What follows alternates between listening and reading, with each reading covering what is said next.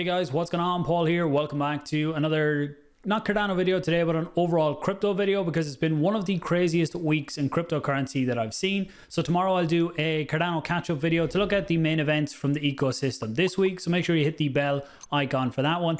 So this week we've seen some completely crazy events. We've seen Sam from FTX come out at the beginning of the week, say that everything's okay and it's just a competitor attacking them. These are all now deleted tweets. He said they could handle all customer withdrawals, to today posting one saying he's sorry, he messed up, and it looks like they are insolvent and there could be a lot worse to come. But we'll dig into that, how we got here, where we are, and my own thoughts on the situation. Anything I missed, do let me know in the comments below. Give the video a like, share it out, or even comment for the algorithm. I do appreciate it. Let's jump into it.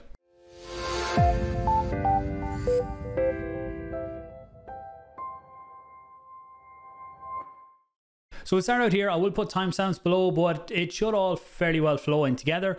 But this was a post by Alex. I'll just touch on a few small bits along the way to put things in perspective, just in case people haven't looked much into it this week. But this goes into the history of Sam from FTX and CZ from Binance. So two very well-known figures. So CZ, the founder of Binance, probably the most well-known person in cryptocurrency now, and Sam, the founder of FTX and Alameda Research. So Sam was also involved in the political side, trying to really push for regulation. Turns out that the regulation he was, or it looks like the regulation he was looking for, was good for his centralized exchange, but not so good for DeFi or exchanges like Binance. And there seems to be, some people say there's a big war between them. They come out publicly and say things are okay, but we don't really know what's going on behind the scenes. So Binance came on in 2017. 2019, Sam founded FTX and Binance became an investor in them. Then last year, Binance exited. If you keep going down through this thread, I've shared this and a lot of what I'm going to go through here on Twitter. Didn't get to put a video out earlier in the week because one of my kids was sick, but I've shared a lot of this stuff across Twitter and you can check that out on my profile. So he goes into more of the history of what happened and where we are and some of the potential issues that they had. But last year, Binance decided to sell out of their position in FTX. Looks to be a good thing now. And then towards the end of last week, there was leaked balance sheets from FTX that came out, and people started looking at them and saying that it looks like FTX could be potentially insolvent with too much over collateralization, looking at using the FTT token as collateral, and things didn't fully make sense with what came out. So Sam and FTX came out and tried to say, no, everything's okay. They just don't have all the facts and figures. But from that, CZ came out and said that, so as part of Binance's exit from FTX last year, they received roughly $2.1 billion in BUSD and FTT tokens. So FTT is the token for FTX. And there was about 500 million of that in FTT token. So due to everything that was going on, CZ said they were going to sell it, but due to lack of liquidity and not wanting to spook the market, they would do it over 6 months or so. So that was fine. Then we seen that Sam come out and said that a competitor is trying to go after us with false rumors. FTX is fine, assets are fine. This one here, I think I have it here as well. So FTX has enough to cover all client holdings. We don't invest client assets, even in treasuries. We've been processing all withdrawals. So that's the part, they're the two things to remember. So them two tweets are now deleted as well. So while this was going on, so actually the dates are important on this. So this was on November 7th, and I think this was the same November 7th. And then on November 8th, we got this tweet here from CZ this afternoon, and Sam had put out tweets on this as well. FTX asked for our help. There are significant liquidity crunch. To protect users, we signed a non-binding LOI intending to fully acquire FTX. So on this, the market started to go back up. It had a big spike up, especially BNB token, which is the Binance token.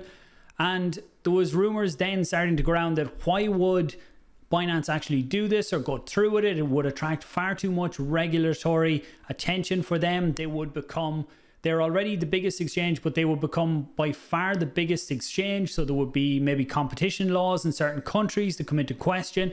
And as well as that, they would have to put a lot of money in to fix FTX. So while this was going on, the rumors were that this all just happened so that Sam would bend the knee and admit that FTX was in trouble, and CZ planned it all. He sent this letter to his employees. I'll leave it up here. You can pause the video and look at it if you want. I won't go through it all, but he just basically says that none of this was planned, and when one big player in the ecosystem goes down, it's not good for cryptocurrency overall.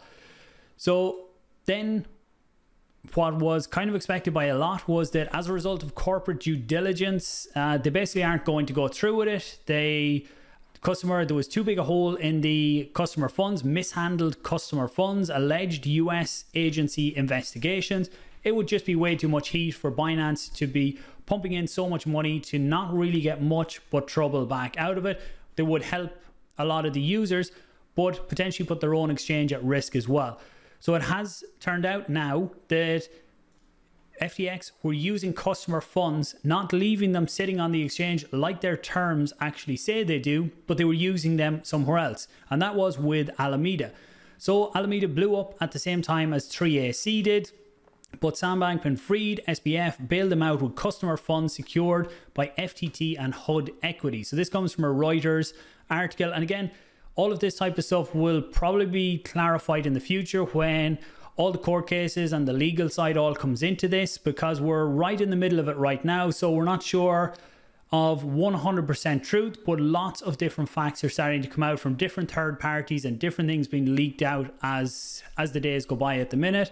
So then WSJ says that FTX had 16 billion in customer assets and they gave 10 billion to Alameda, who blew it all. So Alameda is the trading fund. Again, haven't seen clarification from the FTX side on these numbers. So until we actually get it from there or someone who audits the books, we don't know the exact figures, but it's becoming fairly clear that they use customer funds to actually save Alameda. So SBF came out with this one today saying, I'm sorry, that's the biggest thing. I fucked up and should have done better. One reply to this that caught my eye was this one here. You can see it's a reply to his about the terms that they have. And none of the digital assets in your account are the property of or shall be loaned to FTX Trading. FTX Trading does not represent or treat digital assets in users' accounts as belonging to FTX. So basically this is saying that they will not use your funds for any of their own trading, which as it looks now, they did that. And Sam put this tweet out here to say sorry, and there's a lot of words in it, but we don't get a lot of information really. So he says down here, this one here is the one that caught my eye. My sense before, so this is when he was talking about how customer funds were all fine. The leverage on the funds was zero, and the USD liquidity ready to deliver was 24 times their normal daily withdrawal. So that's how much they could give out in withdrawals on a daily basis. So my sense of isn't a good sign. You should know exactly what it is. The actual fact was they were using leverage on the customer funds, 1.7x. Liquidity at the time was 0.8 of Sunday's withdrawals. Now, Sunday was a massive day of withdrawals. You can see there roughly 5 billion were requested, by far the biggest amount they had. And they realized that they didn't have all of the funds to be able to fulfill all of them. I'll leave a link to this one below. You can check it out yourselves as well. But there's not much point in me reading word for word as we go down through it. One of the good things out of this is, and hopefully we start to see this from all legitimate exchanges going forward, is proof of funds. So what actually happens to your funds when you put them onto an exchange? So we see Binance leading the way here, showing some of their cold wallet addresses, and they are going down the proper verifiable route of showing all of the funds connected to the exchange. If you go, that will, I think they said about a month before that comes out. Proof of assets, you can go on to the Binance site here, so binance.com/assets-proof, and you can see all the different addresses that they have linked there as well. And Nanseng actually have put together a really nice dashboard here showing currently $61 billion worth of assets linked to Binance. And Kraken is another one that I use. Kraken would be my main trusted fiat on and off ramp. They've been in the space for years now, one of the oldest in the space, an exchange that I really like. Binance as well is one that I would use, more so for trading, especially in altcoins and stuff like that. They're the main two that I use, but I never hold any funds on an exchange for the long term. Bybit is probably the other one that I use a bit as well, more so on the leverage side, but they do spot as well. But like any exchange, I would say anything you hold for the long term, don't hold it on an exchange. We've seen so many proofs of this over the last while that if you are in this for the long term, something you're not planning to trade on in the next few weeks, take it off an exchange, get it onto a hardware wallet. If you're new to this, get your hardware wallet, do it with a small amount of funds first until you're comfortable with how everything works, and then try and pull them off and make sure you keep your keys and your hardware wallet secure. But things like this going forward will be good if we get all exchanges giving proof of reserves. And I think what has happened, not just this week, but over the last few months in crypto, is really going to escalate regulation coming into this space.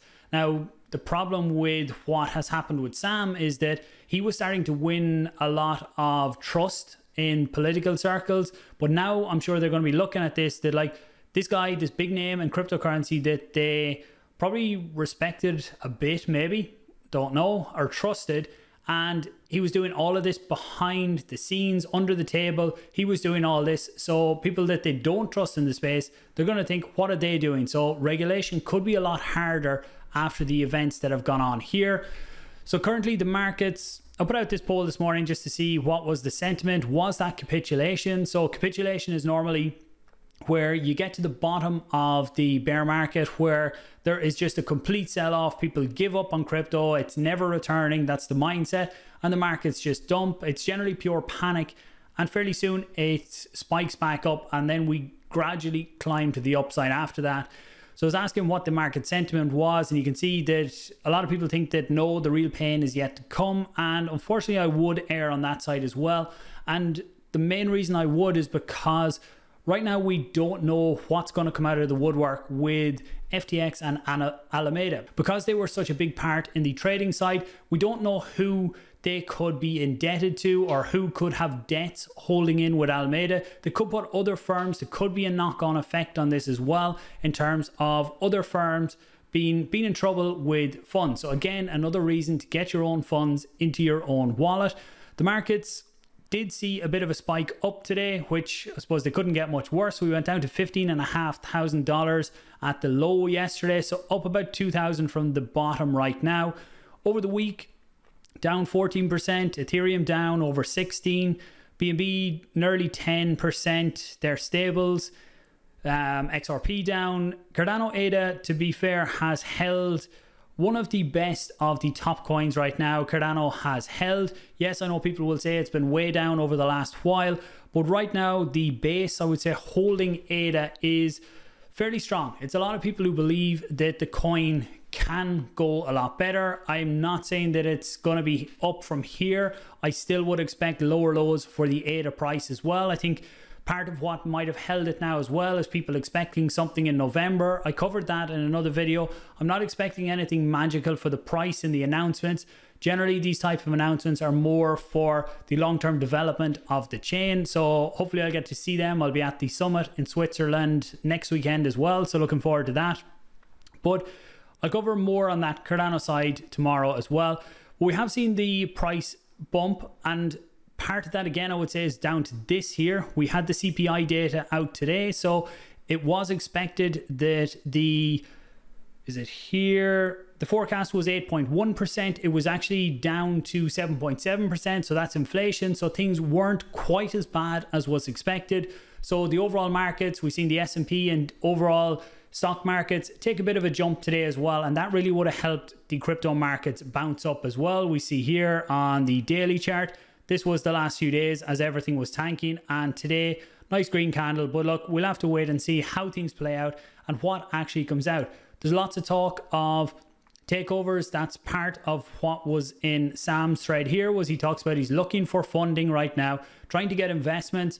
I don't know who would invest. Tron with Justin Sun has said about trying to help out people with Tron token and related tokens on the exchange. So I don't know who will invest or who would be kind of mad enough to invest in at this point. I do hope they do get the funds for people who hold their assets on the exchange. And if you do get a chance, make sure you get your funds out as quick as possible. Do not delay. Even if they come out and say things are going to move forward, things are going to be good, you get your assets out as quickly as possible. Hope this video has given some decent insights into what has happened this week. Hit the subscribe if you're not. Comment questions or opinions on this down below as well, and I will talk to you soon.